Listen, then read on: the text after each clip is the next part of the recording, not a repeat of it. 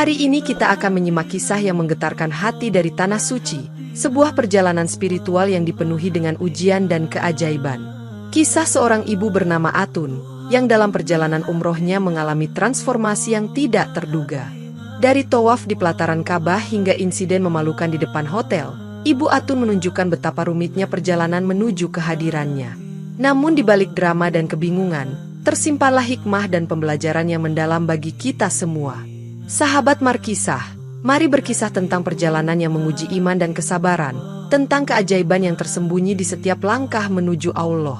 Sebelum menyimak kisahnya, sempatkanlah menulis sholawat kepada Nabi kita di kolom komentar, sebagai tanda penghormatan kita kepada beliau. Allah berfirman dalam surat Al-Ahzab ayat 56, sesungguhnya Allah dan para malaikatnya bersholawat untuk Nabi. Wahai orang-orang yang beriman, bersholawatlah kamu untuk Nabi, dan ucapkanlah salam dengan penuh penghormatan kepadanya.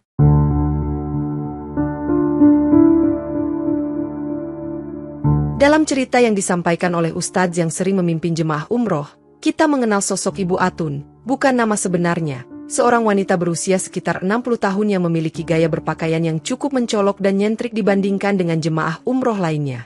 Saat rombongan tiba di Mekah, mereka segera menuju Masjidil Haram untuk melaksanakan tawaf di sekitar Ka'bah. Pada putaran ketiga tawaf, tiba-tiba Ibu Atun mulai bertingkah aneh.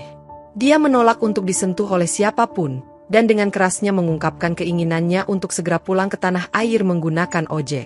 Ustadz yang bertanggung jawab atas rombongan ini, merasa terpanggil untuk menenangkan Ibu Atun yang tengah diliputi kegelisahan yang mendalam. "Saya tidak mau lagi, pulangkan saya sekarang juga," teriak Ibu Atun dengan suara gemetar, matanya melotot ke sekeliling. Ustadz mendekatinya dengan penuh kelembutan. "Ibu Atun, mari kita bicara. Apa yang membuat ibu merasa seperti ini? Kami di sini untuk mendampingi dan membantu." Ibu Atun dengan tatapan yang gelisah menjawab, "Saya harus pulang. Saya tidak bisa melanjutkan ini." Ustadz tersenyum lembut, mencoba meredakan ketegangan yang memenuhi udara di sekitar mereka. "Ibu Atun, kami mengerti kalau ini bisa menjadi momen yang menegangkan. Tetapi ingatlah, setiap langkah yang kita ambil di sini adalah untuk mendekatkan diri kepada Allah." Ibu Atun menggeleng keras, "Saya sudah cukup, saya harus pergi." Sang Ustadz tidak berkecil hati.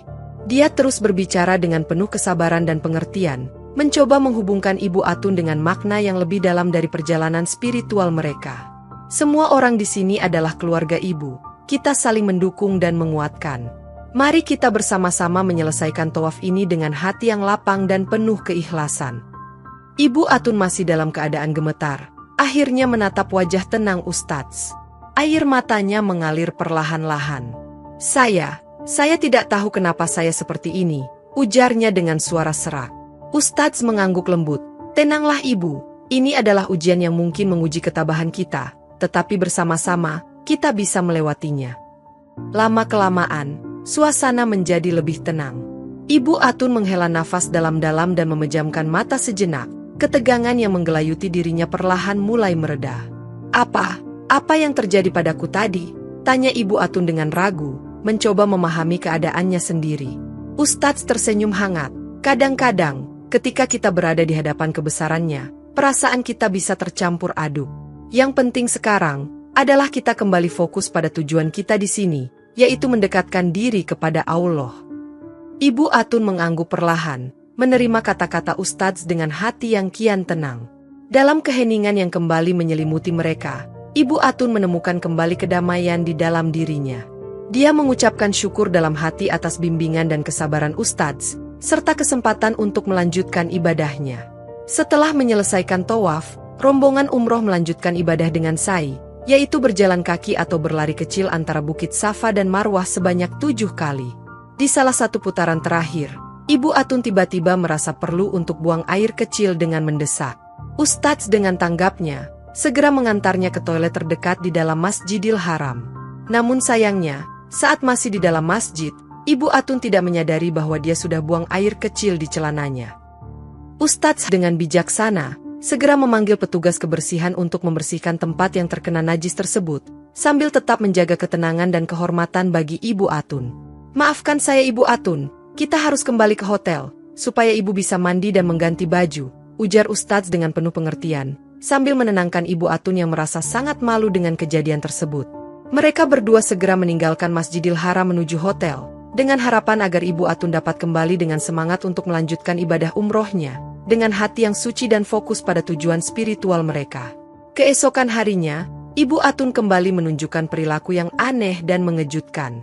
Entah apa yang merasukinya, ia tiba-tiba telanjang bulat di depan hotel, dan bahkan buang air besar di tempat terbuka. Petugas keamanan segera berdatangan untuk menangani situasi tersebut. Namun, Ibu Atun tetap bersikeras tidak mau kembali ke kamarnya. Ustadz yang menyaksikan kejadian itu, segera mengambil alih. Dengan cepat, ia menyiramkan air dingin ke arah Ibu Atun, berharap tindakan tersebut bisa menyadarkannya. Ibu Atun, hentikan ini sekarang juga, atau saya akan menyiram lagi. Ancamnya dengan nada tegas. Ibu Atun yang ketakutan, akhirnya berhenti melawan. Ustadz dan beberapa jemaah ibu-ibu lainnya segera membawa Ibu Atun ke kamarnya. Mereka dengan lembut namun tegas memandikan dan memakaikannya baju. Saya tidak tahu apa yang terjadi dengan saya, bisik Ibu Atun sambil terisak. Matanya tampak bingung dan takut. Tenang Bu, kami di sini untuk membantu Ibu, ujar salah satu jemaah sambil memeluk Ibu Atun dengan penuh kasih sayang. Setelah dipakaikan baju, mereka membaringkan Ibu Atun di atas kasur, dan mengikat tangannya dengan tali agar tidak kabur lagi, dan membuat kekacauan yang lebih besar. Saya tidak mau ini terjadi lagi, kata Ibu Atun dengan suara lirih, matanya mulai meneteskan air mata. Semuanya akan baik-baik saja Bu, kita akan mencari tahu apa yang sebenarnya terjadi, jawab Ustadz dengan lembut. Salah seorang jemaah kemudian mulai menceritakan kisah yang sebenarnya tentang Ibu Atun. Ibu Atun memang punya sejarah gangguan kejiwaan yang sering kambuh, katanya. Sebelumnya, keluarganya sudah memperingatkan kami, tapi kami tidak menyangka akan seburuk ini. Ustadz mengangguk memahami, mohon maaf, bisakah Anda ceritakan, agar kita bisa ambil solusi dan hikmahnya? Setelah salah satu jemaah umroh mulai membeberkan kisah dari Ibu Atun, cerita masa lalunya terungkap dengan sedikit membingungkan. Ternyata, Ibu Atun pernah bekerja sebagai pembantu di rumah seorang keturunan Cina, di mana ia kemudian menikahi majikannya sendiri setelah memakai pelet, agar sang majikan jatuh cinta padanya. Namun setelah beberapa tahun pernikahan, perilaku sang suami mulai berubah drastis, menjadi kasar dan merendahkan Ibu Atun, bahkan memanggilnya dengan sebutan binatang. Ibu Atun menduga bahwa khasiat pelet yang digunakannya mungkin sudah habis, dan kehidupannya di rumah itu berubah menjadi penuh dengan konflik dan penderitaan. Majikannya itu memanggil Ibu Atun dengan nama binatang setelah peletnya tidak lagi berfungsi, ujarnya sambil bercerita kepada jemaah. Ustadz setelah mendengar kisah tersebut, mulai menyimpulkan bahwa perubahan drastis dalam perilaku Ibu Atun selama perjalanan umroh, kemungkinan besar dipicu oleh pengaruh dari penggunaan pelet tersebut di masa lalunya.